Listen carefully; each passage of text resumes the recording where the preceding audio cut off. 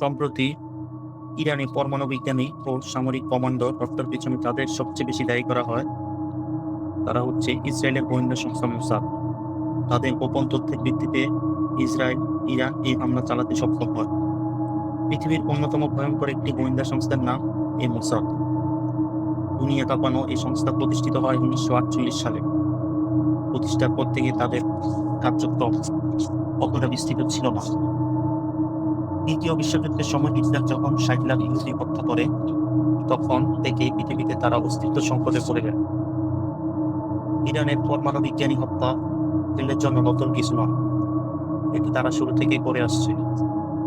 কখনো গাড়িতে বোমা মেরে, কখনো ড্রোন হামলা, আবার কখনো সরাসরি গুলি করে তারা ইরানের পরমাণু বিজ্ঞানী হত্যা করছে। 1970 সালের দিকে ইরানের রাজা রেজা শাহ যখন ইরানের শাসন করতেন, তখন দুই দেশের মধ্যে খুব ভালো বন্ধুত্বপূর্ণ সম্পর্ক বিদ্যমান ছিল। তখন ইসরায়েল ও ইরান ছিল বন্ধু রাষ্ট্র। ইরানের বিপ্লব সংঘটিত হওয়ার পর থেকেই শুরু হয় ইরান ইসরায়েল দ্বন্দ্ব। আয়াতুল্লাহ খোমেনির দায়িত্ব গ্রহণের পর থেকে দুই দেশের মধ্যে শুরু হয় দ্বন্দ্ব, কারণ আয়াতুল্লাহ খোমেনি হচ্ছেন একজন কট্টরপন্থী মুসলিম। ইরানের নতুন বিপ্লবী সরকার ও ইসরায়েল একে অপরের শত্রুতে পরিণত হয়। 1980 সালে ইরান ও ইরাক উভয় এক রক্তক্ষয়ী যুদ্ধে যোগ দেয়। এই যুদ্ধে দীর্ঘ 8 বছর স্থায়ী হয়। এই যুদ্ধ এতটাই ভয়াবহ ছিল যা ইরানকে নতুনভাবে ঢেলে সাজাতে বাধ্য করে। এই যুদ্ধের পরে খামেনি ইরানকে নতুন অস্ত্র দিয়ে সজ্জিত করার গুরুত্ব আরোপ করে। এরপরে ইরান ইউরোপ, পাকিস্তান ও সাবেক সোভিয়েত ইউনিয়ন থেকে পরমাণু প্রযুক্তি মোটা অঙ্কের টাকা দিয়ে কিনতে শুরু করে ইরান।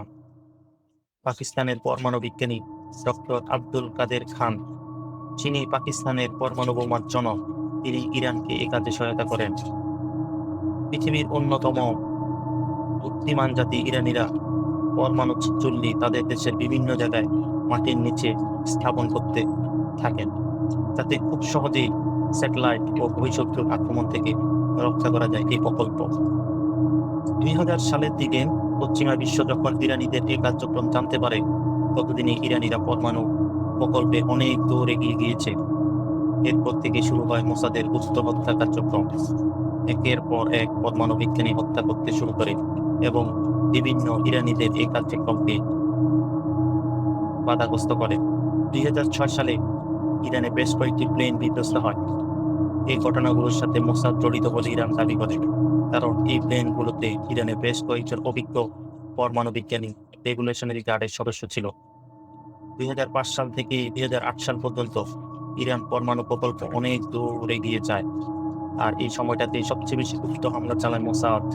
তবে ইরানের সবচেয়ে বড় শত্রু ছিল তারপরেই মোটা অঙ্কের বিনিময়ে পারমাণবিক প্রকল্পে নিয়োজিত কর্মীরা সকল তথ্য ফাঁস করে দিত। এই জন্য ইরান মোসাদের বেশ কয়েকজন এজেন্টকে ফাঁসিও দেয়। তারপরও থেমে নেই ইরানের পরমাণু প্রকল্প। সর্বশেষ ইসরায়েলের অতর্কিত হামলা করে বেশ কয়েকজন পরমাণু বিজ্ঞানীকে হত্যা করে। পাল্টা জবাব ইরান তার অত্যাধুনিক ক্ষেপণাস্ত্র দিয়ে, আমেরিকাও তার সবচেয়ে আধুনিক যুদ্ধ বিমান দিয়ে ইরানের পরমাণু প্রকল্পগুলোতে হামলা করে। তারপরও কি থামিয়ে রাখতে পারবে ইরানকে এই পরমাণু প্রকল্প থেকে? হয়তোবা খুব শীঘ্রই ইরান হতে যাচ্ছে পৃথিবীর অন্যতম এক সামরিক পারমাণবিক শক্তিশালী দেশ হিসেবে।